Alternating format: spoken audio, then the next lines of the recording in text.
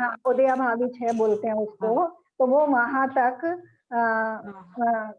उपशम रहता है उनका, उदय के अभाव रूप क्षय रहता है, मतलब 66 सागर तक रह सकता है वो। अंतर्मुहूर्त के बाद भी उसका उनका उदय हो सकता है अनंतानुबंधी का, और 66 सागर तक भी। एक हाँ, केवल सम्यक प्रकृति का उदय रहता है उसमें उपशम में, बाकी सबका उपशम रहता है। हाँ। और उसकी ना अनंतानुबंधी की विसंयोजना भी हो जाती है। विसंयोजना कब होती है? चौथे गुण स्थान चौथे में? गुण स्थान से लेके 7वें तक कभी भी हो सकती है।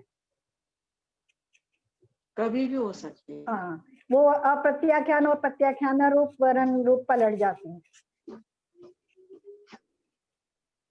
अच्छा, जो पलट जाती होगी, हाँ तब आगे जाके सबका क्षय हो जाता होगा एक साथ, है ना? हाँ, उसका क्षय हो जाता है। और अगर मान तो लो जो छाया, जिसने भी संयोजना की है, जिस जीव ने अगर भी संयोजना की है, हाँ, हाँ, अनंतानुबंधी की भी संयोजना कर दी, वो हाँ, दूसरे गुण स्थान में नहीं जाता है। अगर वो मिथ्या दृष्टि भी होगा तो उसे पहले मिथ्यात्व का उदय आएगा, और उसके अंतर्मुहूर्त के बाद दोबारा नई अनंतानुबंधी का बंध प्रारंभ होगा। और जो छायक समय दृष्टि हो जाता है तो उसकी तो क्षय हो जाती हाँ, है उसकी तो अनुबंधी, है क्षय ना? हो जाती है, उसकी क्षय हो जाती है। अनंतानुबंधी का उसकी क्षय क्षय, चौथे गुण उसकी स्थान से क्षय हो लेके जाती कहीं भी हो सकता है, चौथे से लेके कहीं भी हो सकता है। है। और हाँ, जो लेकिन जो उसका जो हाँ, ये जो अप्रत्याख्यानावरण और प्रत्याख्यानावरण है, इनका क्षय 9वें गुण स्थान में श्रेणी चढ़ते समय होता है, बाकी समय में उपशम ही होता है इनका, इसीलिए उसको क्षय अच्छा, उपशम। उपसमी है। हाँ, इसलिए चारित्र जो है ना वो अच्छा, अच्छा, क्षय उपशम चारित्र ही कहलाता है वहां तक का वो। क्षय उपसमी कहलाता है ना? हाँ, और ऊपर का जो चारित्र है यही वो, मैं कल सोच रही थी। हाँ, और जो 7वें गुण स्थान से जो श्रेणी चढ़ने वाला चारित्र है, वो उपशम और हाँ, छायिक दोनों प्रकार का होता है ना? वो हाँ, दो जो श्रेणी मानते हैं, हाँ, तो वो या तो हाँ, कषायों का उपशम हाँ, करते वो हुए जाते हैं या क्षय करते हुए जाते ये क्षय करते हैं। जो उपसम करेगा वो तो गिरेगा ही नियम से, है ना? हैं। हाँ, वो 11वें में जाता है, तो वहां फिर से उदय आ जाता है। अच्छा, यही मैं सोच रही थी, मैंने पूछूंगी मैंने कैसे हाँ होता बहन जी, है। जय जय। हाँ, जजमेंट लाइक है। जय जिनेंद्र, जय जिनेंद्र ये साहब। अच्छा क्वेश्चन इन्होंने पूछा है मीना जी ने। ये जो प्रत्याख्यान अप्रत्याख्यानावरण कषाय के बारे में थोड़ा सा मुझे भी एक डाउट आ रहा था कि ये जो कषाय हैं दोनों, जिस समय जीव मिथ्या दृष्टि रहता है उस समय ये जो बाकी की जो कषाय हैं वो उदय में रहती कि नहीं रहती, उनका बंद होता है कि नहीं होता? हाँ, सभी सभी कषायों का बंद और उदय चल रहा होता है लगातार। हाँ, तो आप अभी बोल रही ना कि उपशम रहता है, उपशम रहता मतलब कि इस काल में मिथ्या दृष्टि के काल में तो उपशम नहीं रहता ना? मिथ्या दृष्टि की तो बात ही नहीं हो रही है ना, हाँ अप्रत्याख्यान और नहीं, प्रत्याख्यान वरण 5वें की गुण बात। स्थान और 6ठे गुण 5वें गुण स्थान। स्थान की और हाँ, 6ठे गुण स्थान की बात हो रही है। नहीं, मैं बात कर रहा हूँ कि पहले गुण स्थान में ही क्या ये हाँ, चारों कक्षाएं एक साथ रहती हैं? उनका बंद और उदय निरंतर चलता है उनका भी? हाँ, उनका भी बंद और उदय निरंतर चल रहा होता है। हाँ, तो इसका अर्थ ये हुआ कि हम जो बहुत सारी जो हाँ कक्षाएं बस जो कार्य करते हैं वो चारों प्रकार के हो सकते हैं, चारों कक्षाएं वाले हो सकते हाँ हैं। तो अभी जो बात चल रही थी कि साहब वो 6 महीने तक अगर वो कषाय बनी रहे तो अनंतानुबंधी हो जाती है, वो हो हाँ, जाती है या उसका इंडिकेशन है, लक्षण है? वो अ, दरअसल क्या है, जब तक अनंतानुबंधी जी। है ना, तो हाँ वह वो जीव, अब हमें पता है ये बात तो अच्छी तरह कि जब तक अनंतानुबंधी का उदय है तब तक जीव मिथ्या दृष्टि है। हाँ और जब तक मिथ्या दृष्टि है तब तक अगर वो व्रत संयम भी धारण कर लेता है तो उसका व्रत संयम नहीं कहलाता बराबर। है ना। तो हाँ व्रत संयम नहीं कहलाता है, तो इसका मतलब यह है कि उसको अभी अपत्याख्यानावरण का या प्रत्याख्यानावरण का उपशम नहीं हुआ बिल्कुल है ना। तो बिल्कुल। वहां उपशम नहीं हुआ तो उसका उदय चल रहा है। हाँ जब ना उपशम है ना क्षय है तो उदय चल रहा है ना उसका। बिल्कुल। तो हाँ, तो उसका उदय है, हाँ उदय चल रहा है, तो अनंतानुबंधी सबसे पहले अनंतानुबंधी का ही उपशम और क्षयोपशम या उपशम वो क्षय होता है, उससे पहले नहीं होता, सबसे पहले उसी का होता है हाँ अनंतानुबंधी का। जब तक उनका नहीं हो रहा है तो तब तक वो सिर्फ उदय में और उसमें बंध में निरंतर चलती रहती है। हाँ, तो मेरा कहना यही है कि वो जो कल कोई प्रश्न पूछ रहा था ना, और बहुत बार बहुत लोग बताते भी हैं कि वो अगर 6 महीने तक कषाय बनी रह जाए तो अनंतानुबंधी में कन्वर्ट हो जाती है। तो कन्वर्ट होती है या उसका लक्षण है वो? कन्वर्ट होने का मतलब ना हम उस तरह से ले सकते हैं, उसको बंद की अपेक्षा से ले सकते हैं। अगर हाँ, कोई कसाय हमारी 6 महीने तक निरंतर बनी रहती है तो हाँ, वो जो है मतलब अनंत काल का बंद कर महीने से पहले ही अगर वो हमारे भाव निर्मल हो गए हाँ, उस कषाय से संबंधित, मान लो हमने किसी पे क्रोध किया, किसी से हाँ, हमारा लड़ाई हुई और हमने उसको क्रोध किया, तो वो क्रोध अगर हमारा जो हमारे मन के परिणाम है, अगर वो 6 महीने से पहले धुल गए तो वो अनंत काल के लिए उसका अनुबंध नहीं होगा। तो उसका जो बंध होगा वो अप्रत्याख्यानावरण रूप होगा या प्रत्याख्यानावरण रूप होगा, मतलब उसका उदय भी जो आएगा तो उस रूप में आएगा, अनंत के रूप में उदय नहीं आएगा। हाँ, तो उसका मतलब ये हुआ कि अगर वो हमारे भाव 6 महीने के अंदर अंदर उनको दूर करने के नहीं हुए, तो इसका मतलब हमारे भाव अनंतानुबंधी जाति के थे। हाँ, तो इसको आचार्यों ने उसको वासना काल नाम दिया है। हाँ, 6 महीने तक हाँ, अगर कोई किसी का मान लो किसी कषाय का उदय चल रहा है तो 6 महीने तक अगर जीव लौट करके अपने परिणामों में वापस नहीं आता है तो वो अपने उस गुण स्थान से गिर जाता है। मान लो कोई देश संयम वाला व्यक्ति है ना, देश हाँ, संयम वाला व्यक्ति है, यानी 5वें गुण स्थान वाला व्यक्ति है, उसको किसी कारण से क्रोध आया या मान लोभ इत्यादि कुछ भी आया और वो उसकी जो भावना है 6 महीने तक अगर निरंतर बनी रहती है तो हाँ, वो अपने गुण स्थान से गिर जाता है। और हाँ, वो अगर पहले ही संभल जाता है तो वो अनंत अनुबंधी का बंध नहीं करता, ये इसलिए उसको वासना काल दिया। जो हाँ, मतलब अपन उसको ऐसे भी रिलेट कर सकते हैं ना कि अगर उस जीव के भाव इस जाति के ना हो कि उन उन कषायों को जो बंद किया था उनको बनाए रखना चाहता है, तो इसका मतलब वो अनंतानुबंधी ही है। दरअसल अगर ये जो उनको हटाने की अगर उसका भाव आता है तो इसका मतलब वो अनंतानुबंधी नहीं थी। मुख्य रूप से जो ये कथन है ना, ये मिथ्या दृष्टि के लिए नहीं है। हाँ, ये जो कथन है मुख्य रूप से जो सम्यक दृष्टि जीव हो गया है हाँ, उसके लिए है कि अगर वो अपना उसको जो मान लो सम्यक दृष्टि है और वो हाँ, 6 महीने तक कसाय काल में बना रहा निरंतर तो वो अपने सम्यक दर्शन से गिर जाएगा, वो हाँ, फिर से ख्यात में चला जाएगा। और बराबर। जो 5वें गुण स्थान वाला है वो 15 दिन तक उसको कषाय का उदय निरंतर बना रहा तो वो गिर करके 4थे गुण स्थान में आ जाएगा।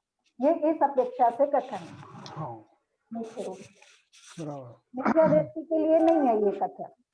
हाँ, क्योंकि वो कल जो भी लोग बोल रहे थे ना और कह रहे हैं कि महाराजों ने कहा है कि अगर 6 महीने तक आपकी वो कषाय आपने ठीक नहीं करी हाँ, तो तो वो अगर वो कथन करने के लिए और समझने के लिए कुछ बुरा नहीं है, हाँ, ताकि हम अपने आप को रोक सके उस मार्ग पे कि हम अपनी निर्मलता बनने नहीं तो हम अधिकतर अधिक समय तक बने रहेंगे तो अच्छा है ना, अपने आप को हाँ, संभाल उससे अगर ऐसे पहले भी संभाल समझ लेते रहे, हो। हाँ हाँ, ऐसे भी समझ रहे हैं तो सही है ना। हाँ, ऐसे भी समझ रहे मान लो सम्यक दर्शन हो गया लेकिन अभी परिणामों में निर्मलता नहीं आ पा रही है, क्रोध इत्यादि का तीव्र उदय अभी भी चल रहा है, तो कम से कम अगर उदय आ गया तो अपने को संभाल तो लेना। लेकिन अगर ये 6 महीने का जो अपन रूल है ना संभालने का पुरुषार्थ जोर शोर से करेंगे फिर। नहीं देखिए, अगर मान लो कोई कषाय बंदी है और वो 6 महीने से ऊपर वो होने से पहले ही मान लीजिए मेरे भाव थोड़े सुधर गए और हाँ बंदी थी, जब वो अनंतानुबंधी कषाय के रूप में ही बंदी थी, उतनी हाँ गहरी ही थी हाँ, और मैंने उसको पीरियड को गिनते हुए नहीं, वो तो उसकी जाति की अपेक्षा कि कितना जो है मैं ना संकीर्ण बांधा लेकिन था। हाँ, लेकिन एक बात है भाई साहब, जाति की अपेक्षा भले ही अलग है हाँ, लेकिन इन कषायों में आपस में संक्रमण होता है। हाँ, वो बराबर है, हाँ, तो उसमें बराबर। संक्रमण हो सकता है, एक ही जाति की होने पर भी इनमें हम्म, पूरी तरह संक्रमण होता है, क्योंकि अनंतानुबंधी जो है जब विसंयोजना जीव करता है तो वो अपत्याख्यान और प्रत्याख्यान भी परिवर्तित हो जाती है नहीं वो इनमें उसमें ऐसी। होती है, लेकिन मिथ्यात्व गुण स्थान में ऐसा हो सकता है क्या? हाँ वहां भी होता है, इनमें संक्रमण होता है आपस में संक्रमण होता है इनका सायों में। अनंतानुबंधी जो है हाँ, घट करके दर्शन मोहनीय का चारित्र मोहनीय में संक्रमण नहीं होता है, हाँ, लेकिन चारित्र मोहनीय का आपस में कषायों रूप संक्रमण होता है। हाँ, फिर से बोलिए। दर्शन मोनीय, जो मोनीय की दो प्रकृतियां है ना, हाँ एक दर्शन मोनीय, एक चारित्र मोनीय है। हाँ हाँ तो दर्शन मोनीय और चारित्र मोनीय में आपस में संक्रमण नहीं होता हाँ बराबर। है ना, लेकिन चारित्र मोनीय का चारित्र मोनीय में संक्रमण होता है, और दर्शन मोनीय की जो प्रकृतियां उनका आपस में संक्रमण होता है। ठीक है, हाँ जी। चलिए आपका मंगलाचरण शुरू कर दीजिए। नमो अर्हंताणं, नमो सिद्धाणं, नमो ऐर्याणं, नमो वज्रायाणं, नमो लोकपालाय। ऐसो पंच नमो यारो सप्ता वत्तनाशनो मंगलालम से सर्वे संकर्मं भवै। पंचकर्मेष्टि भगवान श्री जिनवानी माता। अपना विषय चल रहा था सम्यक चारित्र। कबीला आ गई क्या? हाँ, कबीला आ गई हो ना? हाँ आंटी आ गई। जय जी ने। हाँ हाँ, जया जी ने। कल पिछली बार थोड़ा सा तुम्हें समझ में नहीं आ रहा था, तो मुझे विषय चल रहा था मेरे दिमाग में। कोशिश करते हैं और अच्छे से समझने की, क्योंकि देखो हम अच्छे से समझ रहे हैं कि चाहे वो सम्यक दर्शन है, चाहे सम्यक ज्ञान है, और चाहे सम्यक चारित्र है ना। ज्ञान दर्शन चारित्र है, या वो मिथ्या स्वरूप है या सम्यक स्वरूप है, वो जीव के गुणों की पर्याय है, जीव के गुणों की अवस्थाएं हैं, जीव के गुण है ना। तो सम्यक दर्शन सम्यक ज्ञान हमने अच्छे से समझा, और सम्यक चारित्र हमारा विषय चल रहा है। तो सम्यक चारित्र को हमने समझा था, क्या परिभाषा करी थी हमने सम्यक चारित्र की? मतलब जो हमारा सम्यक दर्शन और सम्यक ज्ञान होने के बाद हमारे वो आचरण में आ जाना चाहिए। सम्यक चारित्र जो है हमारे रूटीन में, मतलब हमारे अंदर हमारी क्रियाओं में आ जाना चाहिए। हाँ, हमारे वो भावों में सम्यक भी आ जाना चाहिए, हाँ है ना। भावों में, हाँ मतलब वही भावों में और क्रियाओं में। हाँ हाँ, भावों में और क्रियाओं में, है ना। उसको हमने सरल रूप से परिभाषित किया था कि पांचों पापों का त्याग, है ना, और कषायों की मंदता, देवशास्त्र गुरु में, और अपनी आत्म तत्व में रुचि, है ना। ये हमने सम्यक चारित्र की परिभाषा करी थी कि पांचों पापों के त्याग रूप जो हमारे भाव और आचरण हैं, भाव और क्रियाएं हैं, और कषायों की जहाँ निरंतर मंदता उत्तरोत्तर बढ़ रही है।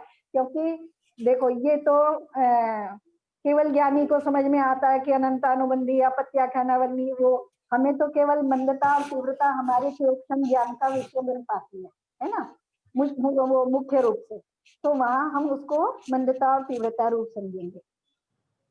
तो जो सम्यक दर्शन, तो उस तरह से तो जो भावों का मुख्य रूप से क्या है, भाव, और भाव के साथ जो फिर हमारा आचरण है, जो हमारी क्रियाएं है ना। तो उन दो, फिर उनको डिवाइड किया आचार्य ने, एक देश संयम और सकल संयम। एक देश संयम, सकल संयम, या एक देश चारित्र, अनुव्रत, है ना। अनुव्रत महाव्रत, इस तरह से अलग अलग से अनुव्रत करके किया, और महाव्रत जिसको हमने आंशिक रूप से चारित्र का या सकल रूप से चारित्र किया कहा। तो संयम, संयम का मतलब क्या है? संयम की परिभाषा करते हैं ना, संयम का क्या मतलब है? संयम किसे कहते हैं? संयम मीन्स अपने अंदर जो क्रियाएं हैं, धर्म रूपी पुण्य रूपी। पढ़ा है हमने अच्छे से, कितने ये जो हमने जब गुण पढ़े थे ना, आचार्य परमेष्टि के और साधु परमेष्टि के, उपाध्याय परमेष्टि के, तब अच्छे से समझा था हमने संयम को। दो प्रकार का जो मेरी संयम होता इच्छाएं है उनका निरोध करना संयम है। तो इच्छा का निरोध करना तो तप है, वो तो संयम से भी ऊपर आकर के आ जाता है। अच्छा, इंद्रिय संयम, प्राणी संयम। हाँ बिल्कुल, इंद्रिय संयम और प्राणी संयम, है ना। तो इंद्रिय संयम, प्राणी संयम, दोनों चीज को लेके चलना। तो इंद्रिय संयम और प्राणी संयम दोनों चारित्र हैं। प्राणी संयम में हमें पता है कि 5 स्थावर काय और 1 त्रस्काय, 6 प्रकार का प्राणी संयम, है ना। तो वो अगर हम एक देश कर रहे हैं, संयमा संयम है ना, 5वां गुण स्थान जो शावक का गुण स्थान होता है, वो संयमा संयम गुण स्थान है। तो वहां संयम किसका है? त्रैस जीवों की हिंसा का संयम है ना। स्थावर जीवों की हिंसा का संयम नहीं है, लेकिन इंद्रियों का, अपनी इंद्रियों का और मन का भी यथावत संयम है। तो अब उसको ये सब जब हम चारित्र पढ़ें, चाहे हम शावक का चारित्र पढ़ें और चाहे हम महाव्रत पढ़ें या मुनियों का चारित्र पढ़ें, तो ये सब चीजें हम वहां बराबर ध्यान रखेंगे। तो हमारी प्रतिमा हो गई थी, हाँ, सम्यक दर्शन और व्रत प्रतिमा अच्छे से समझ में आ गई थी। सामयिक प्रतिमा और पोषदोपवास भी समझ में आ गई थी, क्योंकि जब हम सामयिक व्रत की बात करते हैं, शिक्षा व्रत की और पोषदोपवास की, तो काफी उसी में चर्चा आ जाती है। उससे आगे आंटी मेरा एक क्वेश्चन और था, ये जो अपन ने पिछली क्लास में पढ़ा था कि हमें जो सामायिक करते हैं वो 48 मिनट का सामायिक होना चाहिए। तो 48 मिनट में जो हम स्वाध्याय, खाली सामायिक को ही 48 मिनट या उसमें स्वाध्याय वगैरह जो होता है वो भी वो मिला के 48 मिनट? देखो पहले नहीं, देखो क्या है, सामायिक की परिभाषा क्या करें? सामायिक मीन्स अपने आत्मा में लीन होना, अपनी आत्मा। हाँ, सामायिक की परिभाषा करी थी कि जहाँ हमारा समता भाव बना रहे, पांचों पापों के त्याग पूर्वक, है ना, पांचों पापों के त्याग पूर्वक जो हमने समता भाव बनाने का निरंतर पुरुषार्थ किया है, उसको उतने समय तक वो सामायिक है ना। तो अगर हम स्वाध्याय भी कर रहे हैं तो सामायिक में आचार्यों ने जो है स्वाध्याय को थोड़ा सा अलग करके रखा है, इसलिए करा है कि स्वाध्याय करने के स्वाध्याय के द्वारा जो हमने जाना, वस्तु के स्वरूप को जाना, अपने स्वरूप को जाना, उसको जब हम एकाग्र होके चिंतन करते हैं तो सामायिक बन पाती। समझ आए? थोड़ा सा, बिल्कुल थोड़ा सा अंतर है। अगर हम सामायिक में स्थिरता नहीं कर पा रहे हैं तो स्वाध्याय श्रेष्ठ है ना। स्वाध्याय में हमें विकल्प नहीं आ रहे हैं, पांचों पापों का त्याग करके स्वाध्याय करने बैठे तो हम पांचों पापों का त्याग करके बैठ सकते हैं आराम से, है ना। पांचों पापों का हमारा वहां त्याग हो गया और फिर स्वाध्याय में हमारा चित्त लगा तो हमारे समता रूप परिणाम भी बने। लेकिन उस समय निज स्वरूप का चिंतन नहीं हो पाया था। आत्म स्वरूप का चिंतन करना सामायिक है। हमारे विकल्प होते हैं, है ना, वहां समझने का पुरुषार्थ भी होता है, एकाग्रता नहीं हो पाती, तो सामायिक उससे थोड़ी सी उत्कृष्ट हो जाती है। स्वाध्याय के द्वारा जो हमने वस्तु स्वरूप को जाना, अपने परमात्म स्वरूप को जाना, परमात्म स्वरूप को का चिंतन करना मुख्य रूप से सामायिक में आता है। तो सामायिक उससे ऊपर का बन जाता है, बस थोड़ा सा अंतर है। अच्छा, तो इसमें जो अपन सामायिक करते तो जाप वगैरह भी सामायिक में आएगी और ये चिंतन भी आएगा? सामायिक से क्या है कि उससे ध्यान का अभ्यास होता है, हाँ, है ना। स्वाध्याय करने से ध्यान का अभ्यास नहीं होता, सामायिक करने से ध्यान का अभ्यास हो पाता।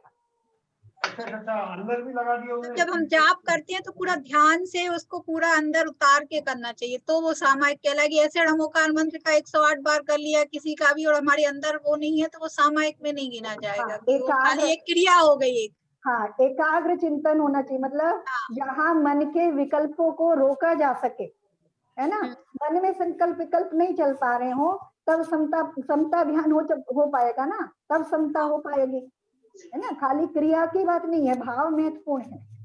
हाँ, वही।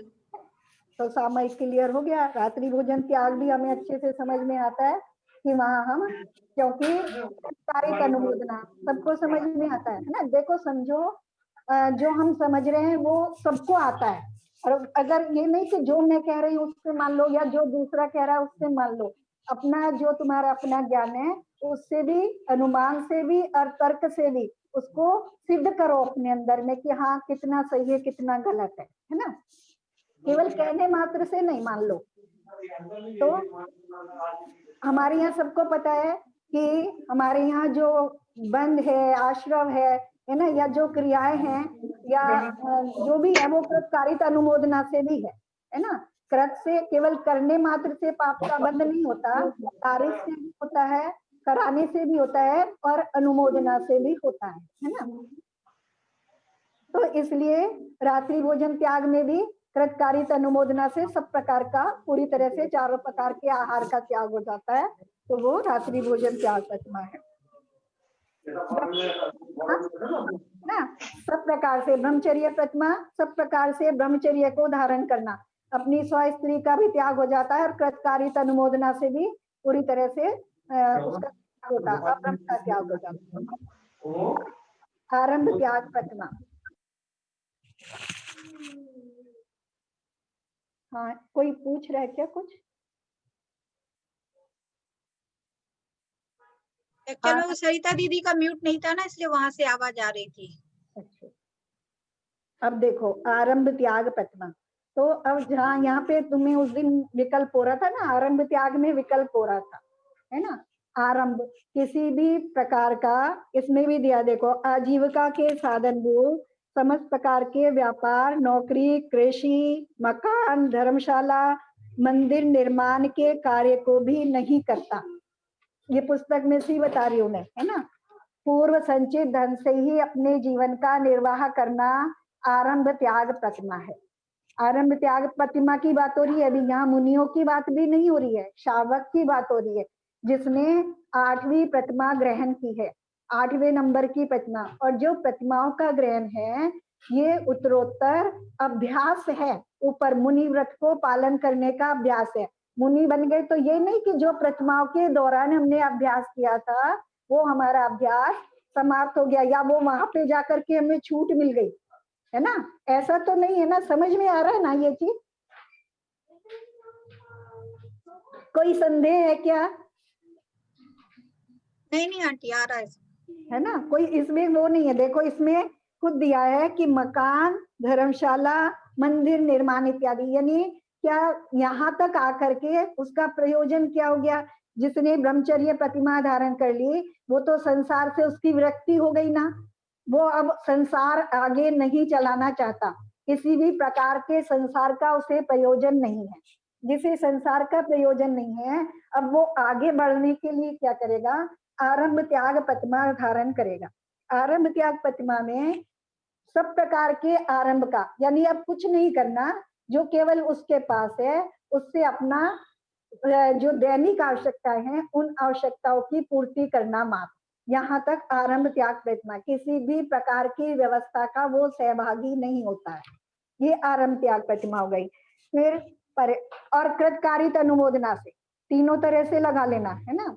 परिग्रह त्याग प्रतिमा, बस अपनी आवश्यकता की, दैनिक आवश्यकताओं की वस्तुओं को रख करके समस्त प्रकार के परिग्रह का त्याग करना।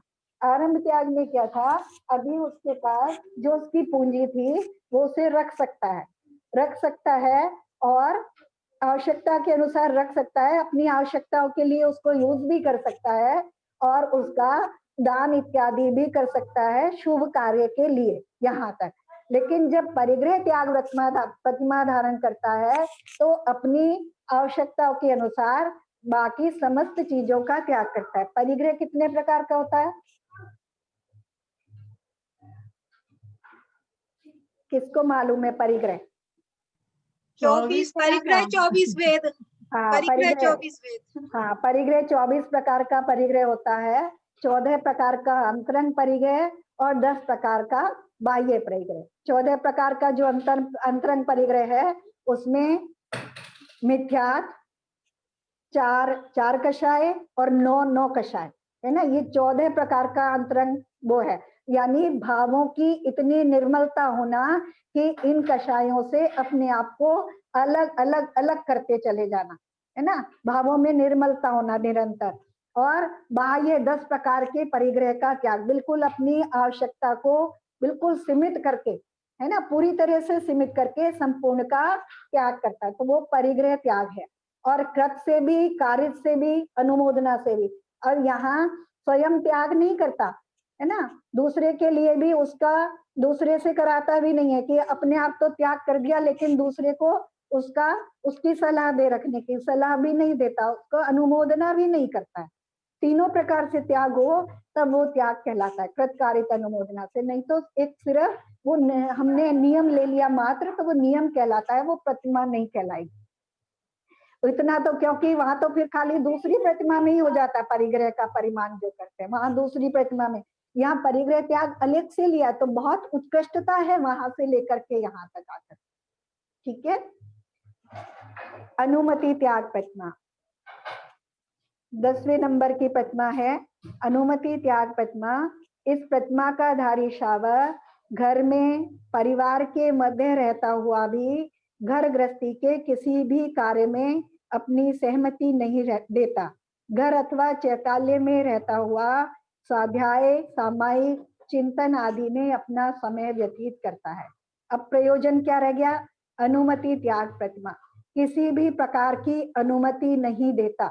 यानी अनुमति क्या है? अनुमोदना, है ना। यहाँ से किसी भी प्रकार की अनुमोदना का त्याग हो जाता है, केवल अपना कल्याण ही वहां महत्वपूर्ण है।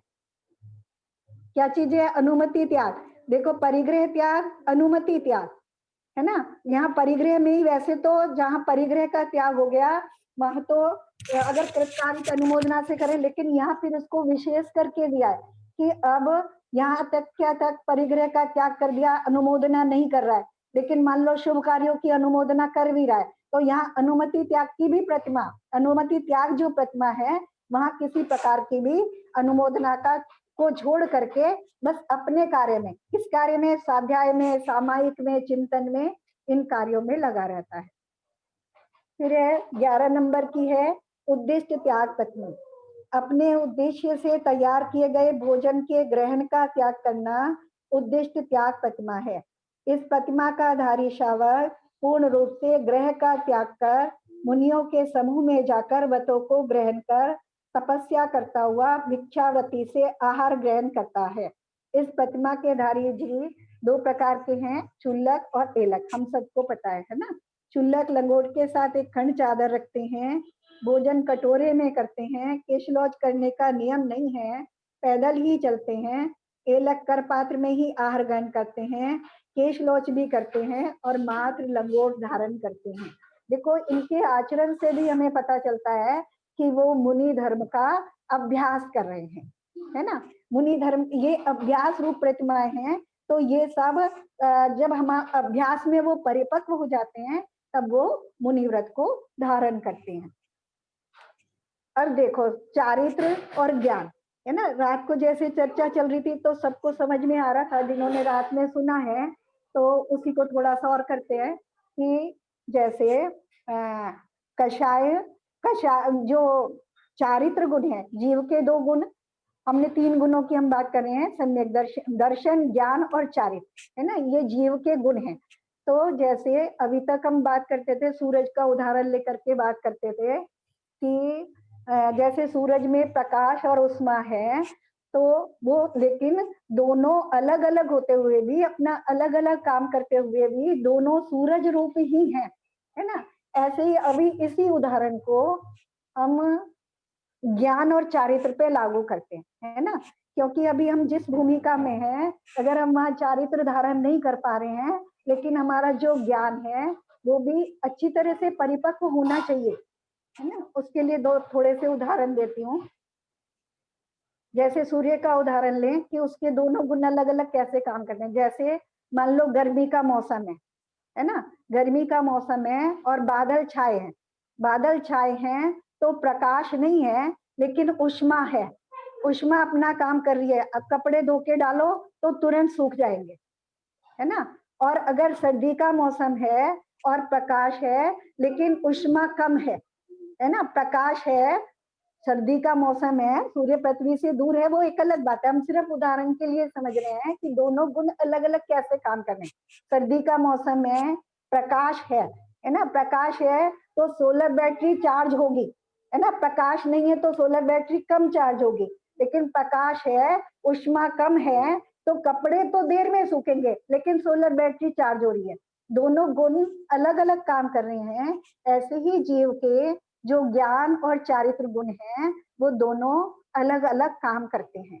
वो जीव के दोनों होने पर भी, दोनों जीव रूप होने पर भी उनका काम अलग अलग है। सहयोग जरूर करते हैं एक दूसरे को, है ना, लेकिन काम अलग अलग है। जैसे अब उदाहरण ले हम जीव में, मान लो आदिनाथ भगवान, आदिनाथ भगवान का उदाहरण ले।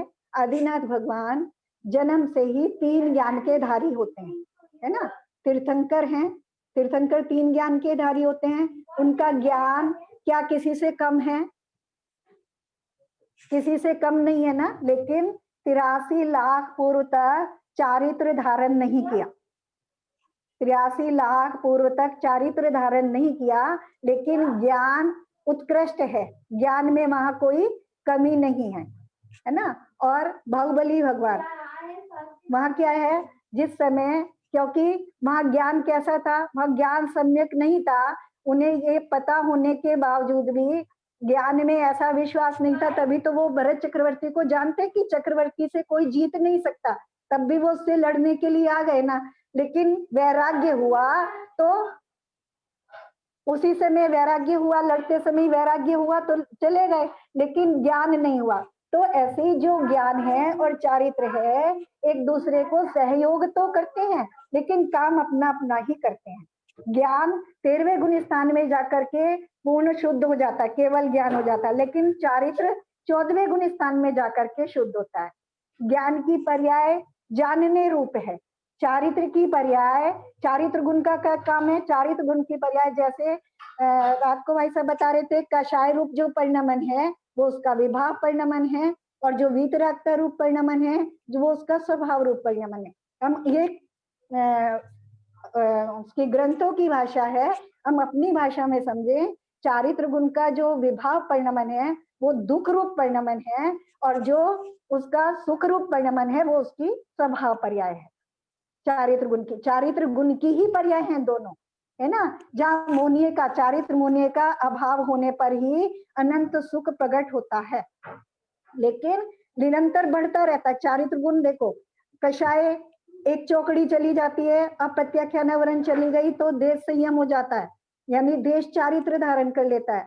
प्रत्याख्यानावरण चली गई तो संपूर्ण चारित्र, सकल चारित्र धारण कर लेता है। और ऊपर जब जो संज्वलन है उसका भी जब क्षय या उपशम होने लगता है तो ऊपर यथा कि चारित्र में जाने लगता है, तो चारित्र निरंतर बढ़ता है। लेकिन जब श्रेणी मानता है तो जितना ध्यान करता है वो ज्ञान पूर्वक करता है, ज्ञान पूर्वक जो ध्यान होता है उसी से उन कर्मों का क्षय हो पाता है। तो ज्ञान और चारित्र एक दूसरे के पूरक होते हुए भी दोनों काम अपना अलग अलग करते हैं, है ना। लोकल में भी देखो ना, कोई बहुत ज्ञानी है लेकिन फिर भी उसके अंदर कषायों की तीव्रता होने के कारण वो दुखी है। कोई बहुत ज्ञानी नहीं है, कम ज्ञानी है, लेकिन कषायों की मंदता होने के कारण से देखते हैं, तो हम ज्ञान को और चारित्र को जहां जैसा है वैसा का वैसा समझे, लेकिन ज्ञान पूर्वक जितना भी आचरण होगा वो सम्यक आचरण होगा। सम्यक ज्ञान पूर्वक जितना आचरण होगा वो सम्यक चारित्र, सम्यक चाहे वो थोड़ा सा भी आचरण हो, है ना। तो ज्ञान करना भी महत्वपूर्ण है, ज्ञान भी अपने में महत्वपूर्ण है और चारित्र भी अपने में महत्वपूर्ण है। ज्ञानी बहुत सारे जो बंद होते हैं वो अज्ञान के कारण होते हैं, और बहुत सारे जो बंद होते हैं वो कषायों के कारण होते हैं। मुख्य रूप से जो बंद हो रहा है, जो हमारा मोहनीय का बंद हो रहा है, वो कषायों के कारण ही होता है। लेकिन हमारी कषायों की मंदता होने पर भी जहाँ हमें ज्ञान नहीं है, हमें ये ज्ञान ही नहीं है कि इसमें मान लो किसी को ये नहीं मालूम है कि द्विदल मिलाने में प्रस जीवों की हिंसा होती है ना, तो वो द्विदल का सेवन कर रहा है, तो वहां उसकी क्या है, अज्ञान है उसका। तो कुछ कार्य ऐसे भी हैं जो अज्ञान के कारण होते हैं, तो हमें अच्छे से समझना चाहिए। अभी कुछ मेरे दिमाग में चल रहा था पर अभी नहीं आ रहा है दिमाग में कि किस लिए मुझे ये चल रहा था। चलो आगे चलते हैं, तुम लोग प्रश्न करोगे तो याद आ जाएगा। तो हमारी यहाँ तक ये 11 प्रतिमा हो गई, उद्दिष्ट त्याग प्रतिमा हो गई। तो प्रतिमाधारी शावक जघन्य, मध्यम एवं उत्कृष्ट कहलाते हैं। प्रथम प्रतिमा से 6वीं प्रतिमा तक के जघन्य शावक, है ना, 6 प्रतिमा तक जघन्य शावक, और ब्रह्मचर्य प्रतिमा 7वीं प्रतिमा से 10वीं प्रतिमा तक के, 7वीं से 9वीं तक के मध्यम शावक एवं 10वीं और 11वीं प्रतिमा वाले उत्कृष्ट शावक कहलाते हैं। शावकों के भी 3 भेद कर दिए, उनके भावों के और उनकी क्रियाओं की अपेक्षा से, है ना। भावपूर्वक ही क्रिया महत्वपूर्ण होती है, ये हम अच्छे से जानते हैं। और 11 प्रतिमाधारी जो स्त्रियां हैं उनको चुल्लिका कहते हैं, सफेद साड़ी खंड वस्त्र रखती हैं और तेजचर्या चुल्लर। साधक शावक किसे कहते हैं? जीवन के अंत में मरण काल सम्मुख उपस्थित होने पर भोजन आदि का त्याग करके कषाय आदि को क्रश करते हुए शरीर का त्याग करने वाला साधक शावक कहलाता है। तो यहाँ तक हमारा शावक का चारित्र हो गया। इससे संबंधित अगर कोई प्रश्न है तो, या कोई चल रहा है, कोई विकल्प चल रहा है तो हम करें आगे उस पर चर्चा। आंटी जी, ये द्विदल के बारे में थोड़ा आप बताएंगे क्या? एक्चुअली मैंने जनवाणी में पढ़ा था थोड़ा सा कि जैसे कच्चे बेसन को अगर हम दही में मिलाते हैं तो वो द्विदल हो जाता है। कच्चे बेसन को मतलब बेसन जो होता है अपन दही में मिलाते कि कड़ी बनाते जैसे, हाँ, तो वो मतलब द्विदल होता है। हाँ, वो द्विदल होता है। द्विदल मतलब दो दल वाली दालें, है ना। तो कोई भी दाल हो, चाहे वो बेसन हो, चने की दाल हो या उड़द की दाल हो, चाहे हम भले दही वाले बनाएं, चाहे हम दही से बेसन वाली कड़ी बनाएं, वो जब बनाने के बाद जब हमारे लार के साथ उसका संयोग होता है तो उसमें कृष जीवों की उत्पत्ति हो जाती है। दही के साथ दो दल वाले अनाज को मिला करके, यानी अगर गेहूं का आटा उसमें मिलाएंगे तो नहीं होगी, है ना, गेहूं के साथ नहीं होगी। दो दल वाली चीजें जितनी भी चीजें होंगी, चाहे वो मटर है या उड़द की दाल है या चने की दाल है, उनके साथ दही को मिलाने पर जब वो हमारे थूक से उसका संयोग होता है, लार से उसका संयोग होता है, तो उसमें त्रस जीवों की उत्पत्ति हो जाती है। बस इतना ही मुझे ज्ञात है, मैंने इतना ही पढ़ा है शास्त्र में। Thank you aunty. बस और कोई प्रश्न नहीं है किसी प्रतिमा के बारे में? प्रतिमाएं समझ में आ गई अच्छे से? परिग्रह त्याग प्रतिमा, अनुमति त्याग प्रतिमा। आंटी कितना लंबा प्रोसेस होता है। समझ में तो आ गई, लेकिन अब वो याद नहीं हुए हैं सब कुछ। सम्यक दर्शन भी प्राप्त करने के लिए कितना लंबा प्रोसेस रहता है, कोई शॉर्टकट नहीं होता है। नहीं, देखो कुछ भी नहीं स्टेप होता। बाय स्टेप ही चलना पड़ेगा ना। एक एक स्टेप चलेंगे तभी तो आएगा शॉर्टकट में। अभी तो हम सम्यक दर्शन क्या उसके पहले की चीज पे भी नहीं पहुंचे। देखो कुछ भी दिक्कत अब तो नहीं है। बहुत दूर है। जैसे अभी क्या है, जो पर्याय है ना, अभी क्या है जो हम देख रहे हैं ना, हम पर्यायों को देख रही हैं, है ना। जैसे अभी सूरज का उदाहरण दिया तो हम क्या देख रहे हैं, जो हमारे पास प्रकाश आ रहा है, जो हमारे पास सूक्ष्म आ रही है, वो तो उसकी पर्याय है। गुण तो उसके अपने में, वो अपने गुणों में तो परिपूर्ण है ना। जो उसका प्रकाश और ऊष्मा नाम का जो उसका गुण है वो उसके अंदर में परिपूर्ण है। तो अभी हम जो देख रहे हैं, हम पर्यायों को देख रहे हैं। जो हमारा गुण है वो अपने आप में परिपूर्ण है। वो जो बाहर में अभी जो वो परिणमन कर रहा है वो पूरी तरह से उसका उस रूप परिणमन नहीं हो रहा, लेकिन अभी भी हमारा गुण, चाहे वो दर्शन गुण है, चाहे चारित्र गुण है, चाहे ज्ञान गुण है, निरंतर परिणमन कर रहा है ना। तो उसको बदलने में कितनी देर लगेगी ये नहीं पता, लेकिन अभी हमारा ज्ञान काम कर रहा है तो हम ज्ञान से काम ले लें। अभी हमारा चारित्र गुण काम कर रहा है। देखो ज्ञान बहुत होने पर भी, अभी उदाहरण दिया था आदिनाथ भगवान का, वहां तो ज्ञान की कोई कमी नहीं थी। कोई भी प्रश्न उनसे किया जाए सबका उत्तर उनके पास मौजूद था, सब ज्ञान था उनके पास। अभी मुनि नहीं हुए तब भी, गृहस्थ अवस्था में भी ज्ञान होते हुए भी चारित्र तो नहीं था ना, मुनि नहीं बने थे, है ना। तो लेकिन उसमें कोई परेशानी की बात नहीं है। लेकिन चारित्र, और मान लो किसी को ज्ञान नहीं है, उतना ज्ञान नहीं है, बाहुबली भगवान है, वो अवधि ज्ञानी तो नहीं थे ना जब वो ग्रस्त अवस्था में थे। ऐसा कई वर्णन नहीं आता कि उनको 3 ज्ञान थे। वो तो मति शुद्ध ज्ञानी थे और उनकी कषाय भी उस तरह काम कर रही थी, तो वो चक्रवर्ती का सामना करने के लिए पहुंच गए, है ना। कषाय भी तीव्रता रूप काम कर रही थी, तो वहां अज्ञान के कारण ही तो कषाय काम कर रही थी, क्योंकि अज्ञान काम कर रहा था वहां। लेकिन जब उनको वैराग्य हुआ तो वो सब छोड़ के चले गए। लेकिन ज्ञान में विकल्प बना रहा, तो 1 साल तक तपस्या करते रहने पर भी ज्ञान में विकल्प बने रहने के कारण ज्ञान पूर्ण नहीं हो पाया, है ना। छोड़ करके चले गए। जैसे हमें अपने को समझना है ना, तो हमें वस्तु स्वरूप को, और फिर ज्ञान और चारित्र की जो अवस्था है, ये मानना कि मैं ज्ञान रूप हूँ मैं आनंद रूप हूँ, सुख रूप, सुख गुण की अवस्था है ना, चारित्र जो है सुख गुण का परिणमन है।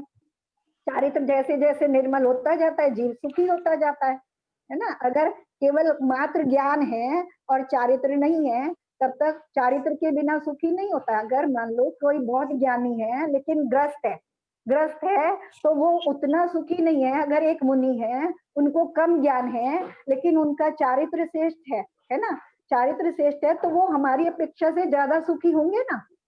हमें देखने में लगता है वो दुखी है, लेकिन वो वास्तव में सुखी है, क्योंकि अंदर का जो विकल्प जाल है वो समाप्त हो गया, करना धरना समाप्त हो गया।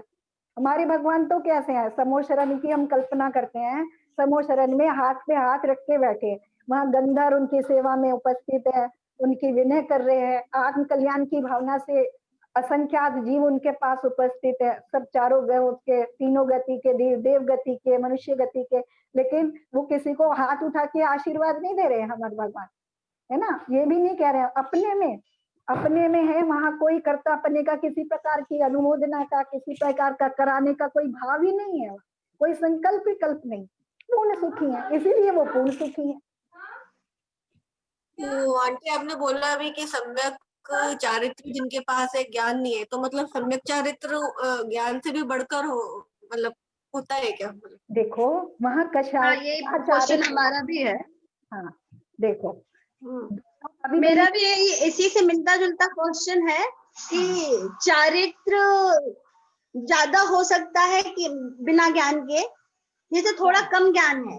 हाँ हो सकता है, शास्त्रों का बहुत ज्यादा ज्ञान नहीं है, मतलब 9 तत्व और ये अपना 6 द्रव्य ये सब मालूम है, हाँ वो थोड़ा संयम भी मालूम है, बट बहुत सारा ज्ञान नहीं है कि शास्त्र क्या, इतने सारे शास्त्रों के ज्ञाता की बहुत सारी पूजाएं नहीं आ रही। हाँ ठीक, हाँ ज्ञान की अपेक्षा चारित्र का विशेष महत्व है। इसीलिए क्या है, जो 11 अंग का ज्ञाता है ना, लेकिन चारित्र जिसको नहीं हुआ है, जिसकी कषायों का उपशम नहीं हुआ है, अनंत अनुबंधी का उपशम नहीं हुआ है, प्रत्याख्यानावरण का उपशम नहीं हुआ है, वहां चारित्र नहीं है, तो उसको मोक्ष मार्ग नहीं है। जिसको मोक्ष मार्ग नहीं है वो अभी सुखी होने के मार्ग पे नहीं चला है ना। लेकिन अभी ज्ञान नहीं है, ज्ञान मात्र कितना है, अपनी आत्मा का जिसको ज्ञान हो गया है ना, देव शास्त्र गुरु के स्वरूप को जिसने समझ लिया है, अपनी आत्मा का जिसको ज्ञान हो गया है, उसका जिसने अनुभव कर लिया है, और जिसकी कषायों का उपशमन हो गया है ना, अनंत अनुबंधी का उपशम हो गया है, अपत्याख्यानावरण का उपशम हो गया है, तो वो उस ज्ञानी से ज्यादा सुखी है और वो उस मार्ग पे चल रहा है ना। और दोनों जब तक, लेकिन जो मोक्ष है वो ज्ञान और चारित्र दोनों की पूर्णता से होता है, जब हम अपेक्षा से, क्योंकि जब तक केवल ज्ञान नहीं होगा तब तक तो 14वां गुण स्थान भी नहीं होगा ना, जब तक 13वां नहीं होगा, जब तक केवल ज्ञान नहीं होगा तब तक तो मोक्ष नहीं जाएगा जीव, तो केवल ज्ञान की पूर्णता 13वें गुण स्थान में हो गई, है ना। और जब तक चारित्र धारण नहीं करेगा, है ना, कषायों का 3 चौकड़ी का अभाव रूप, 4थी चौकड़ी का भी अभाव रूप, यथा क्या चारित्र नहीं होगा, 12वें गुण स्थान में नहीं जाएगा, तब तक तो उसको केवल ज्ञान भी नहीं होगा। तो दोनों एक दूसरे के पूरक हैं, है ना। लेकिन हमारी जहाँ सामर्थ्य है, अभी अगर हम अपना ज्ञान बढ़ा सकते हैं तो ज्ञान से भी चारित्र होगा। ज्ञान से चारित्र कैसे होगा, कि अगर मैं उस ज्ञान को अपने जीवन में, जो मैंने ज्ञान ग्रहण किया, मेरा थोड़ा सा है चाहे ज्यादा है, उसको मैं अपने आचरण में लाने का पुरुषार्थ करूंगा, तो मेरा चारित्र बनेगा ना, बनेगा कि नहीं। और अगर मुझे ज्ञान ही नहीं है किसी चीज का, तो मैं उसे आचरण में कैसे लाऊंगा, है ना। तो कुछ ज्ञान भी जरूरी है और कुछ आचरण भी जरूरी है, तभी हम ऊपर बढ़ेंगे। निरंतर जैसे जैसे ऊपर बढ़ोगे तो वो अपने आप फिर समझ में आ जाएगा। तो कभी चारित्र बढ़ेगा, कभी ज्ञान बढ़ेगा, है ना। ज्ञान पूर्वक ही चारित्र होता है और चारित्र पूर्वक ही ज्ञान होता है, ऐसे समझ के दोनों, क्योंकि दोनों आत्मा ही तो है ना, दोनों आत्मा है, दोनों में जितना जितना परिणमन, लेकिन दोनों का गुणों का परिणमन अपने अपने हिसाब से हो रहा है ना। कभी कभी ज्ञान पहले बढ़ता है, चारित्र बाद में बढ़ता है, कभी कभी चारित्र गुण पहले परिणमन करता है और ज्ञान बाद में परिणमन करता है। लेकिन जिसका चारित्र बढ़ता जाता है उसका ज्ञान भी बढ़ता है, और जिसका ज्ञान बढ़ रहा है उसका चारित्र भी। अगर ज्ञान केवल वो ज्ञान प्राप्त पहले भी इस बात की चर्चा हुई थी कि मुझे ज्ञान प्राप्त करना है तो किस लिए प्राप्त करना है? ज्ञानी बनने के लिए ज्ञान नहीं प्राप्त करना, मुझे अपने आप को समझने के लिए, अपने को सुखी करने के लिए ज्ञान प्राप्त करना है ना। ज्ञान प्राप्त करने का मेरा प्रयोजन क्या है? ज्ञान प्राप्त करने का प्रयोजन कि मैं वस्तु के स्वरूप को, अपने स्वरूप को, संसार के स्वरूप को जैसा है वैसा समझूं, ये मेरा प्रयोजन होना चाहिए। ज्ञानी बन के संसार को दिखाने के लिए नहीं, है ना। भगवान जो केवल ज्ञानी बने तो वो दूसरों को उपदेश देने के लिए नहीं बने, वो तो फिर बाद में उनके हमारे कर्म के निमित्त से, हमारे पुण्य के निमित्त से उनकी वाणी खिल जाती है। उन्हें ऐसा भाव नहीं कि मैं कल्याण करूं दूसरों का। अच्छा। अगर उन्हें कल्याण करने का भाव होता तो वो हमें आशीर्वाद देते ना हाथ उठा के, हाँ कल्याण हो आपका। वहां भाव नहीं है, वहां निज कल्याण की भावना। तो ऐसे ही जितना भी हम ज्ञान प्राप्त करें, अपने आप को बदलने के लिए, अपने आप को सुधारने के लिए, अपने सुखी होने के लिए हमें ज्ञान प्राप्त करना। अगर कोई आंटी, कोई व्यक्ति अगर मरण से पहले या थोड़े टाइम के लिए अगर वो सम्यक दृष्टि होता है तो ये पक्का है कि वो अगले भाव में भी सम्यक दृष्टि ही होगा? या नहीं, देखो ऐसा तो नहीं है कि वो निश्चित रूप से अगले ही भाव में होगा, लेकिन वो दोबारा सम्यक दृष्टि होगा जरूर, है ना। कि वो 1 भाव बाद हो, 2 भाव बाद हो, 4 भाव बाद हो, 10 भाव बाद हो, है ना। ऐसे समझ सकते हैं। मान लो उदाहरण के लिए समझ लें, ऐसा बहुत ज्यादा पढ़ने को तो नहीं मिला कि मान लो जैसे मारीच का जीव था, है ना। मारीच का जीव था तो जिस समय वो आदिनाथ भगवान के समूह शरण में गया था तो हो सकता है वहां उसने दीक्षा भी ली थी, उन्हें दीक्षा धारण की थी, तो हो सकता है उस समय उसको सम्यक दर्शन हुआ हो, है ना। उपशम सम्यक दर्शन हुआ, झोपसम सम्यक दर्शन हुआ और वहां उसने मुनि के व्रत लिए, लेकिन फिर उसके कसायों का उदय आ गया, मिथ्यात्व का उदय आ गया, है ना, अनंतानुबंधी का उदय आ गया और वहां से छोड़ करके वो बाहर आ गया, उसने मत चला, फिर उसको जाकर के दोबारा शेर की पर्याय में सम्यक दर्शन। तो इतने भवों के बाद हुआ, लेकिन चाहे वो कितने भवों के बाद भी हो, लेकिन होगा चाहिए दोबारा। और वो नियम से एक बार भी अगर 1 मिनट के लिए भी जीव को आत्मा का अनुभव हुआ तो वो आत्मा अनुभव सम्यक दर्शन है, और वो जिसने सम्यक दर्शन किया है वो जीव एक ना एक दिन मोक्ष अवश्य जाएगा, स्वयं करेगा। ये अभी हमें लगता है कि प्रतिमा धारण करना कितना मुश्किल है ना, पढ़ने से ऐसा लगता है, लेकिन वो स्वयं भावों में निर्मलता स्वयं स्वयं ऐसी बढ़ती जाएगी और अपने आप ही उस चारित्र को धारण करेगा और मोक्ष जाएगा। ये नियम ही है ऐसा। ठीक है, और कोई प्रश्न?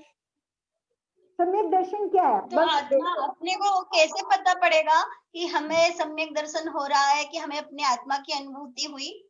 देखो, एक हमने जाना कि मैं ज्ञान और सुख स्वरूप हूँ, है ना। जैसे सूर्य सदा काल हर समय उष्मा और प्रकाश का स्रोत है, ऐसे ही मैं ज्ञान और सुख का, आनंद का स्रोत हूँ हर समय, बिना किसी की सहायता लिए, है ना, बिना किसी की अपेक्षा लिए। ऐसे अपने आत्मा का अनुभव जिस समय हो जाएगा उस समय सम्यक दर्शन हो जाएगा, है ना। ऐसा ज्ञान और आनंद रूप आत्मा जिस समय अपने अनुभव में आता है वो पर्याय सम्यक दर्शन की पर्याय। अच्छा, लगता है कभी मैं ज्ञानमय हूँ? हाँ लगता है, कभी लगता है ना कि मैं ज्ञानमय हूँ। अभी ऐसा नहीं लगता तो नहीं बोलते। ज्ञानमय तो समझ में आता है कि जब से पैदा हुआ तब से मेरे अंदर ज्ञान तो है, चाहे थोड़ा है चाहे ज्यादा है, आज भी है। सब जीवों के अंदर देखा जाता है, पैदा से लेकर मरते तक उनके अंदर ज्ञान रहता है, लेकिन ऐसा नहीं लगता कि मेरे अंदर आनंद भी है।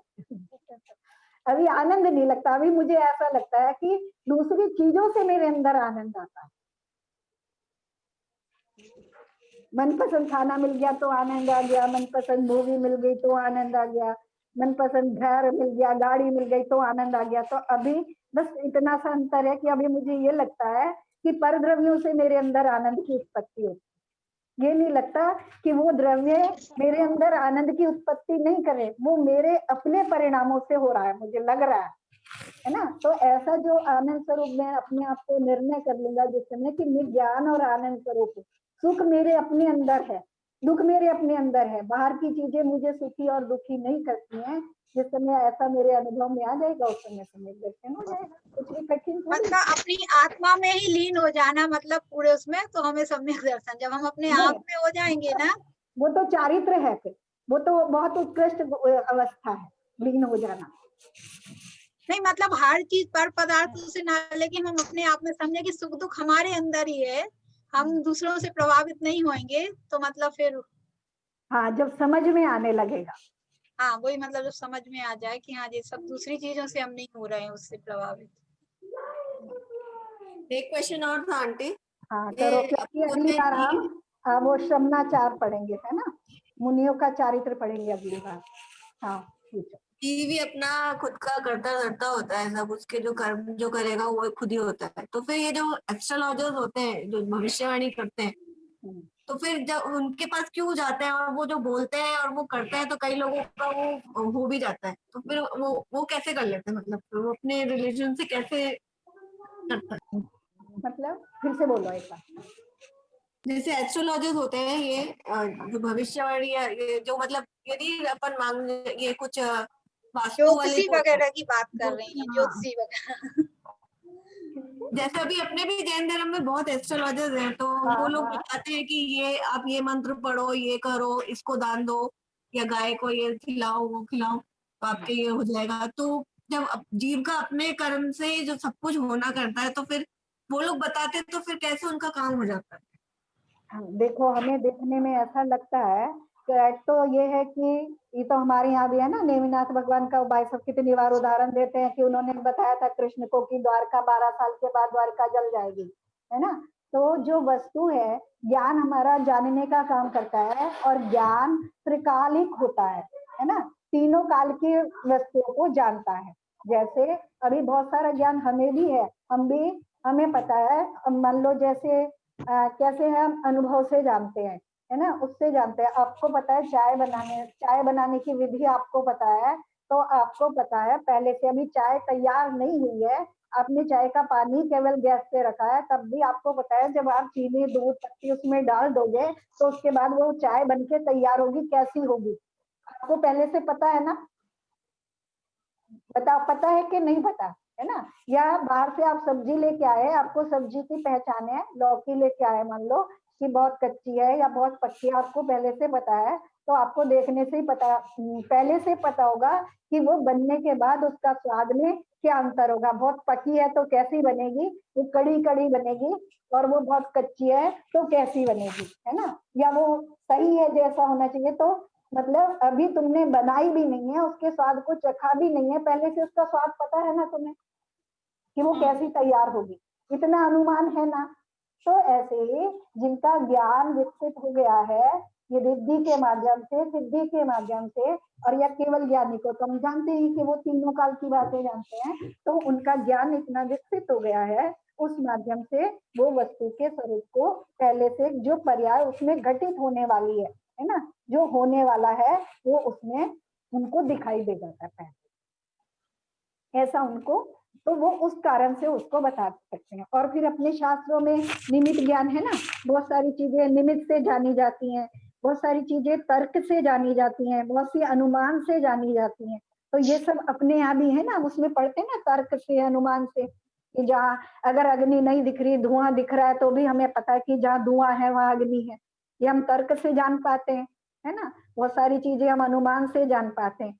अभी देखो ना, फोटोग्राफी से पता चल जाता है, फोटोग्राफी से निकल आता है कि ये जो बच्चा है वो जवान होकर के उसकी फोटोग्राफी से बना देते हैं, तो जवान होके वो कैसा दिखेगा, है ना, या जो बूढ़ा है वो अपनी जवानी में कैसा दिखता होगा, है ना। तो ये जान पाते हैं ना, तो इस तरह से वस्तु के स्वरूप को जाना जा सकता है। ज्ञान में ऐसी योग्यता है, वो त्रिकालिक वस्तु के स्वरूप को जान पाता है।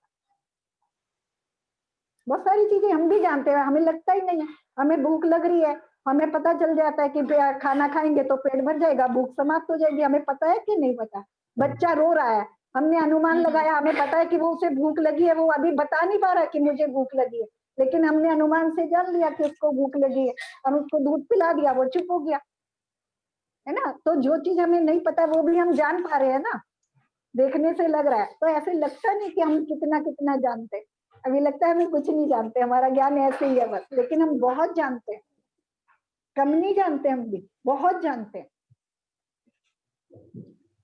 चलो भैया, सब इस ज्ञान और सुख के मार्ग पे आगे आगे बढ़े निरंतर। सब लोगों की बड़ी रुचि है, तो मुझे भी बड़ा अच्छा लगता है तुम लोगों के साथ। चलो स्तुति कर ले। अब जो आपने बोला है ना कि आनंद, तो यहाँ तो कुछ चीज नहीं है, हो सकता मैं जमीन पे भी बैठ जाती हूँ तो हमें तो बड़ा आनंद आता है, तो यही क्या वास्तविक आनंद है क्या? नहीं, जैसे ये चर्चा चल रही, मेरे को बड़ा आनंद आ रहा है अभी, हाँ, कई बार समझ में भी नहीं आता तो भी आनंद आता है। हाँ, तो ये हमारी भव्यता को दिखाता है कि हाँ, हमारी जो रुचि हो रही है, जो अपने आप को जानने की है ना, पर द्रव्यन के भिन्न आप में रुचि सम्यक्त भला है, तो ये आगे बढ़ने की रुचि का द्योतक है। लेकिन जो सम्यक दर्शन में जो आनंद आता है वो किसी मन और इंद्रियों की सहायता के बिना अपने प्रदेशों में स्वयं अपने अनुभव में आता है। अच्छा, ठीक है, वो अनुभव करना पड़ेगा। हाँ, उसको अनुभव करना पड़ेगा। जवान के ज्ञान से सदा दे हे जिनवानी भारती तो जो तेरी शरण आ गए तो पावे सुख। देव बजवंत को गुरु सेवा निर्गन दया धर्म पालो सदा यही मोक्ष